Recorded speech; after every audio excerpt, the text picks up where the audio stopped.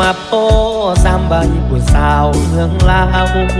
เห็นแล้วขอถามข่าวคราวผู้สาวเมืองลาวคนหน้าตาดีงามเทดีล่ะเป็นวาสนาได้พบนารีอายนี้อยากฝากไมตรีหาคนดีสิได้บ่นาน้องเป็นสาวลาวฟังอ้ายกล่าวน้องแล้วสื่นใจจริงแท้บ่น้องหนุ่มไทยยันบ่ใจคืออ้ายเว้ามาบ่งามดอกอ้ายคันฮักจริงน้องนี้บ่ว่าอย่ามาหลอกให้เสียเวลาสาวลาวเสียท่านั่งน้ำตารินได้พออยู่พินสาวเราอยู่ที่เมืองนอกไอ้นี้บ่ได้คิดสิหลอกฮักเทแน่น้องคนดีอยากไปเที่ยวลาวมีแฟนสาวลาวไอ้คงสุขีเชื่อใจพี่เถิดคนดีไอ้พร้อมยินดีร่วมทางการได้ถ้าอ้ายเมื่อนำน้องนี้คงดีใจหลายสิพาเที่ยวสถานที่มากมายสมประตูใสธาตุหลวงสง่าเที่ยวหลวงพระบางงามเอกอังยอดภูสีเทียมฟ้าสมทำติ่งสุดสวยงามตาตาดกวงสีนี่นาเห็นแล้วติดใจ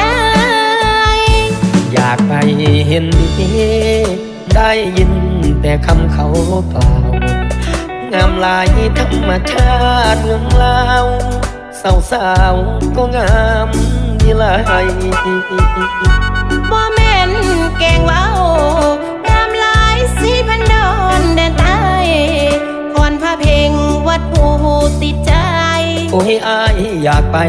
แท่นอเมืองลาวอยากไปแท่บ่ได้ยินแต่คำเขากล่าวงามลายธรรมชาติเมืองลาวสาวก็งามดีลาย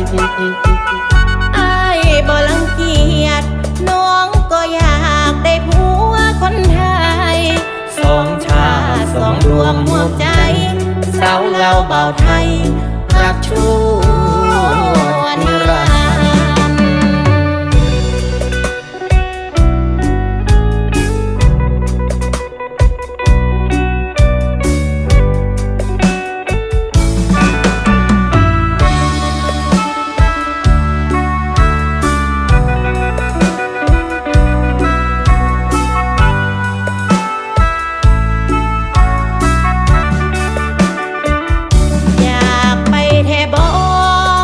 ได้ยินแต่คำเขากล่าว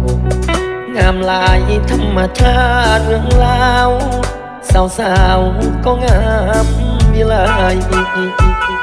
อ้ายบ่รังเกียจน้องก็อยากได้ผัวคนไทยสองชาติสองดวงหัวใจสาวลาวบ่าวไทย